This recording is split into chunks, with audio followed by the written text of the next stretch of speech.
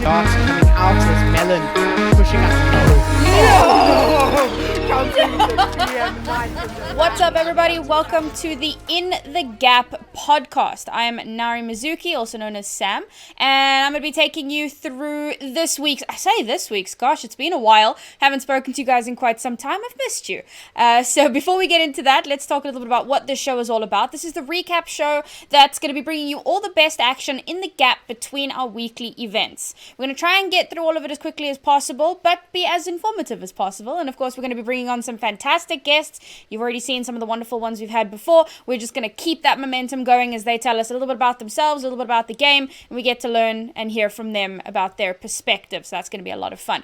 Now, before I jump into this last week, just a little bit of a tip of the hat. Of course, my co-host is going to be Neo. I'll get to introducing him in a moment. And our fantastic guest is going to be Kikii. So keep an eye out for her in just a little bit. Now, in this weekend's PKG Season 3 Diamond Tournament 3, damn, that is a long word like marmalade. We saw squads of aces fight their way into the grand final through the lower bracket, beating EU Monarchs and Skylabs, all to meet up with Rockstock Esports, who made it through the upper bracket, beating out EU Monarchs and Spectre to find themselves in the grand final, and finally beating out squads of aces to win the £60 prize and, of course, 1,000 PKG points. But Naori, you might be wondering, what the heck is a PKG point? Well, at the end of the season, we're going to have a fantastic invitational, and the top scorers will get invited to that. And to that end, we're just going to throw up that scoreboard for you so that you can have a look at our current standings. And take a look at these teams. So there you got Rockstock Esports. They can't spell esports. That's okay. We forgive them because they're right up there with a ton of points. What is that? 1,700? Ridiculous. Followed very closely by EU Monarchs and then Squad of Aces. Now, I've spoken your ears off about that. Before you all get too sick of my voice, I'm going to let Neo tell us a little bit about himself. How are you doing today, and who are you, and why do we care? Hello. Once again, we're back. How's it going? Yeah, doing good. Of course, for those who are new and haven't seen me in the previous episodes, how's it going? I'm NaoriMizuki, and I am a CSGO and Valorant color caster, predominantly. Do a bit of play-by-play and a bit of desk hosting as well.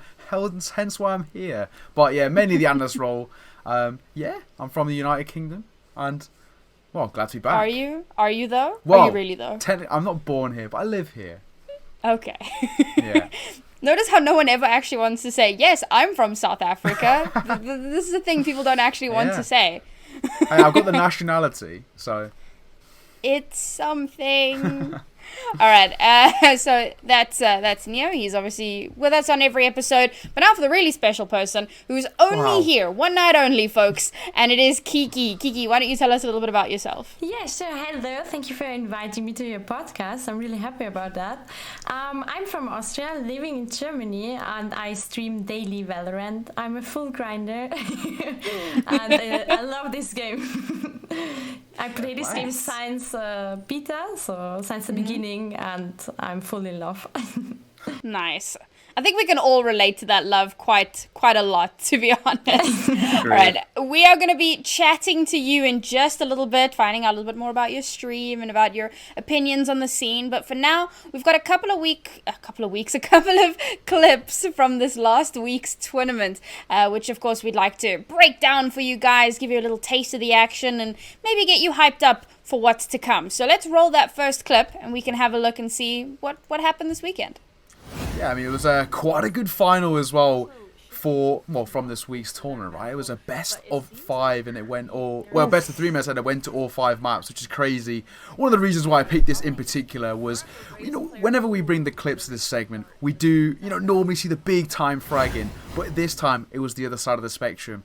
Utility usage, perfect. I think it's one of those things that Valorant does perfect, right? Utility is such a big factor, and I think that clip shows it there, right? 1 Sova dart, 5 people spotted, information gained, and that's the whole plan for the defender side, there to be set up. They've got the information on the players, and now, from that, they can start formulating a sort of defense on towards either the A or the B bomb site. And so, Kikii, as a Valorant player yourself, what agents do you main? Let's start with that. I started with Sage in the beginning, switched then to Omen, and now I'm Astra main. So nice. Okay. She's So you know all about utility. I really love her, but for ranked it's a bit difficult because the people are Very difficult to play into, definitely. Difficult to deal with.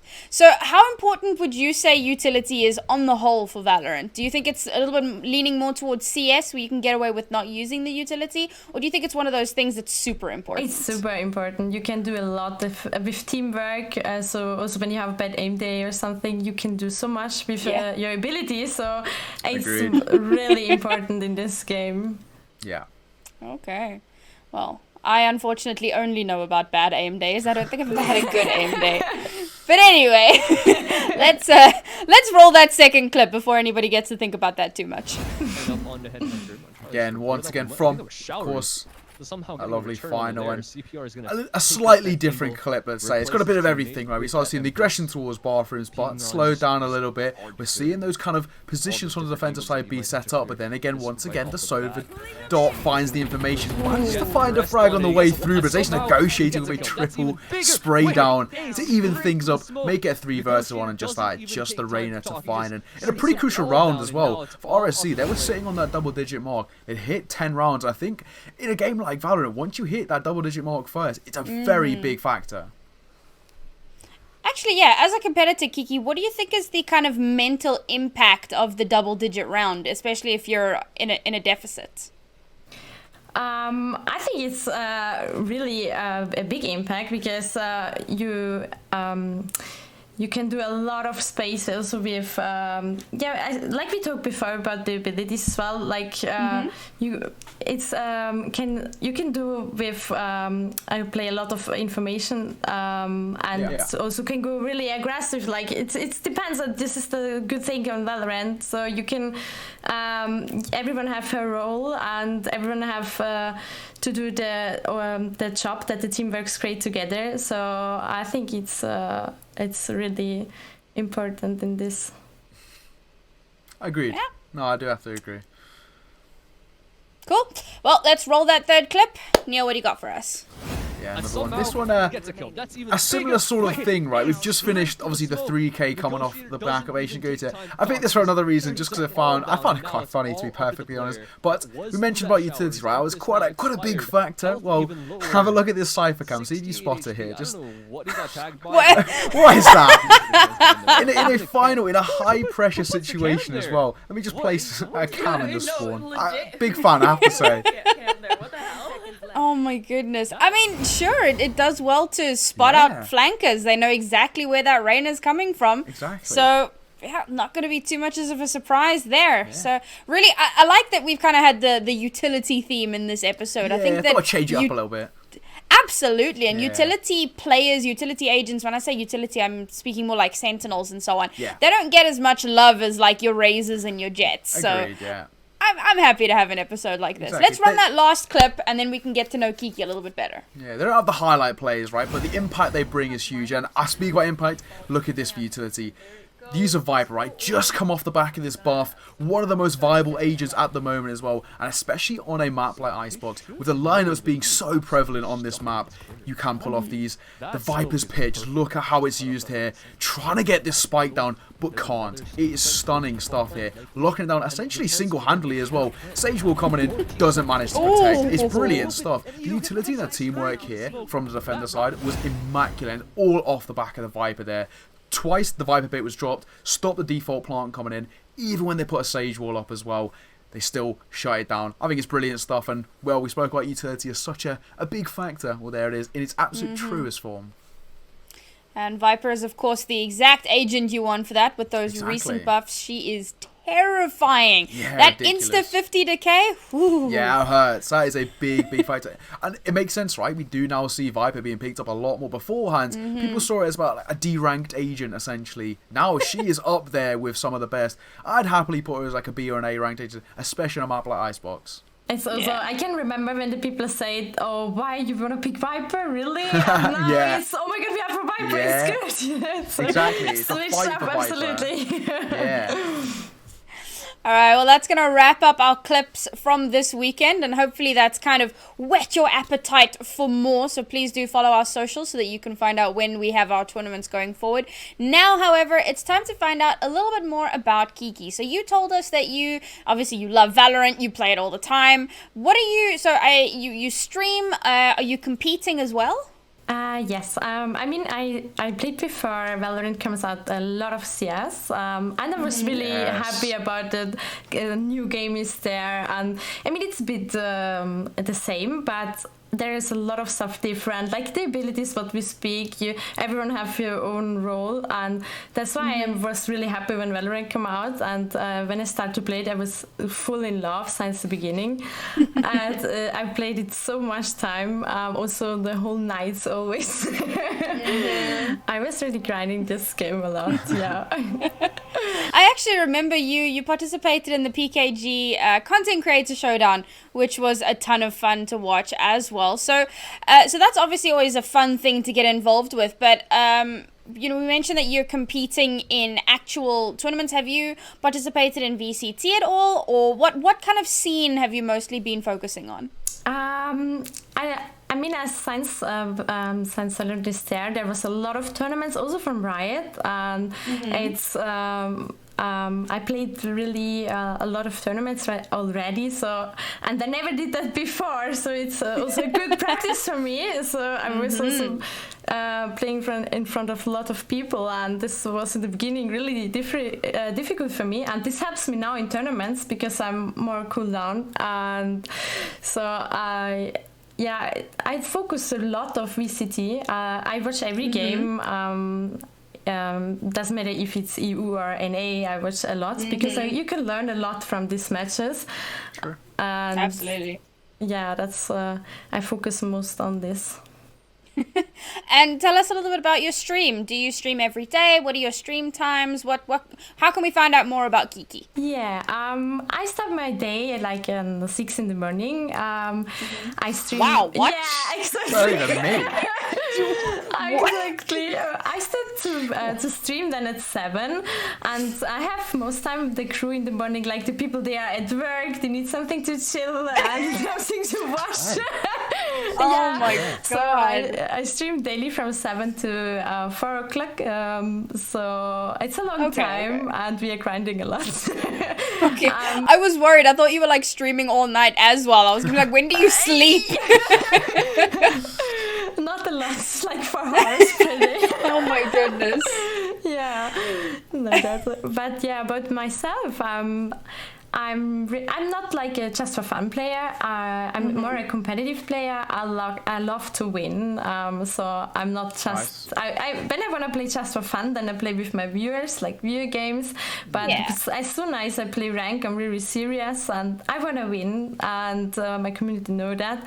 And also about myself, I think you can hear that a bit. My English is not the best. I'm coming from Austria. I'm living in Germany now. So sometimes you can hear that. That's not on point. But that's a funny point what my stream love. In CSGO, I streamed in German. But in Valorant, I have a lot of people from around the world, from Turkey, from everywhere. Okay. So I need to speak English now in my stream. And it's getting better step by step. Good way to practice, isn't it, really? I mean, if you're constantly speaking on the stream, it's a brilliant way. 2 birds and 1 stone. It's fantastic.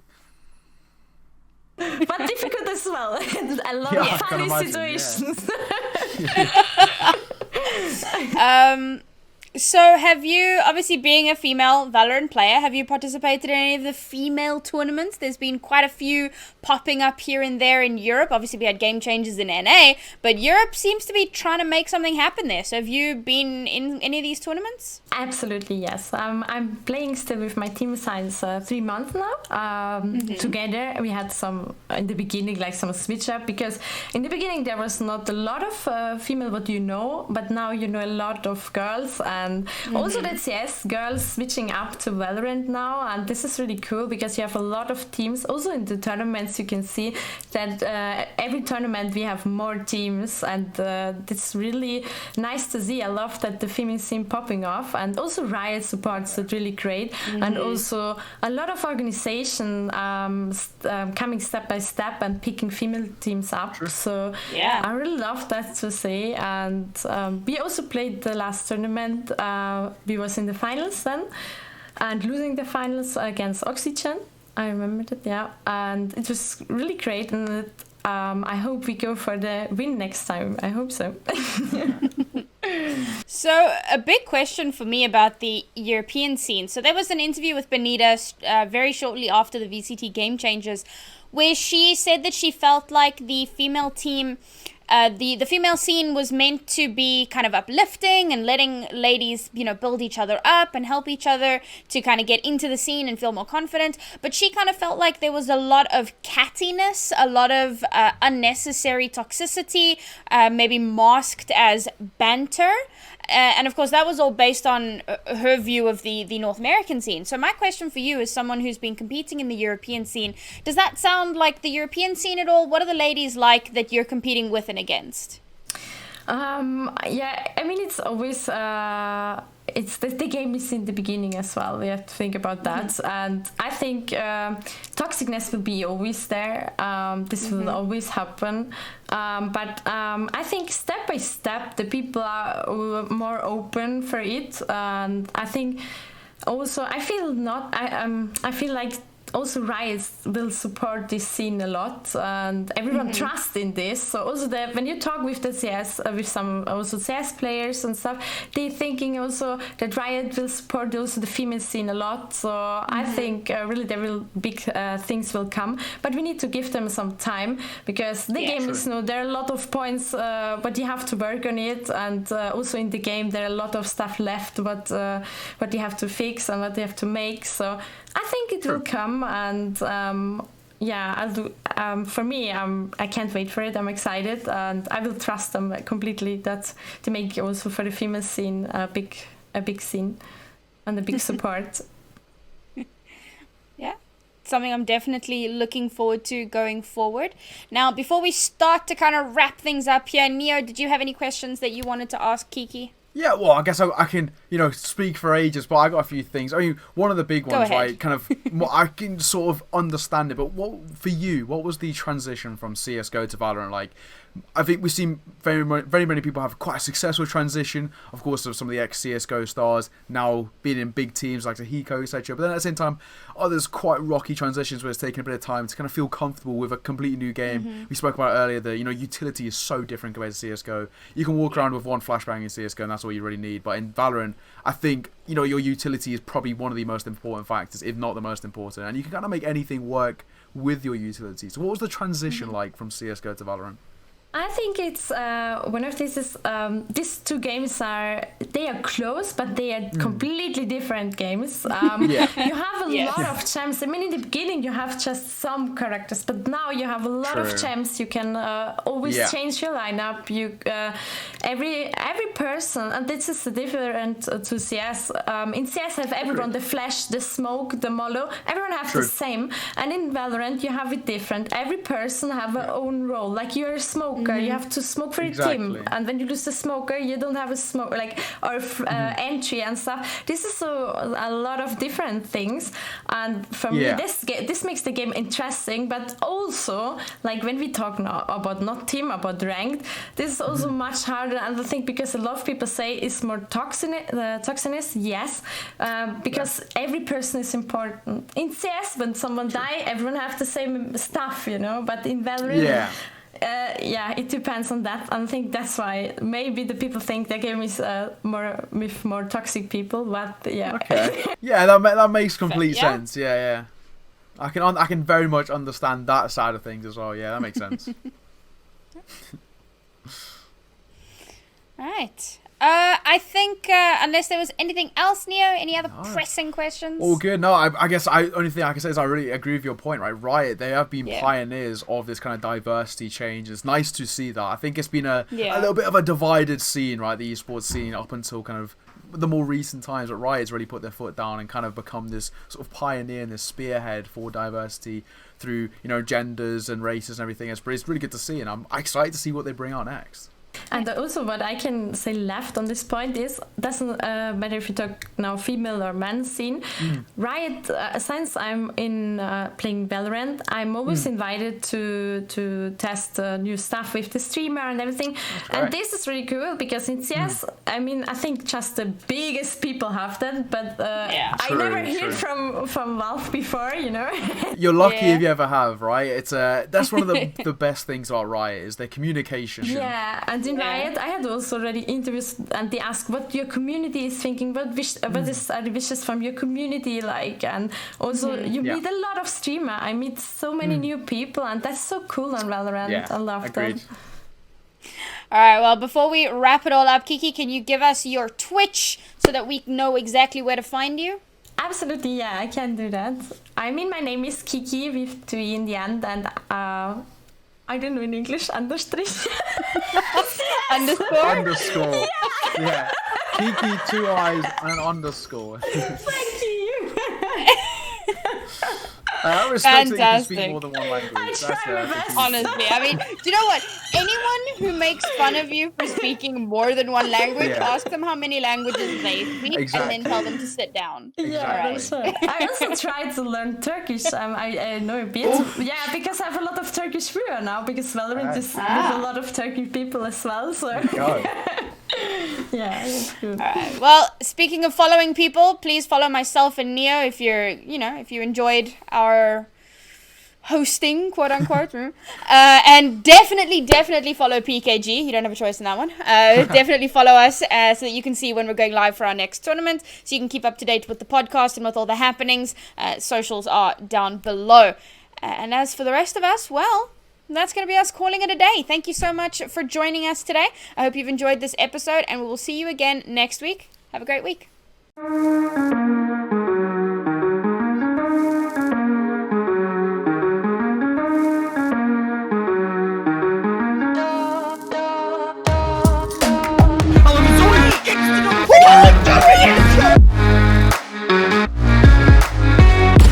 don't save.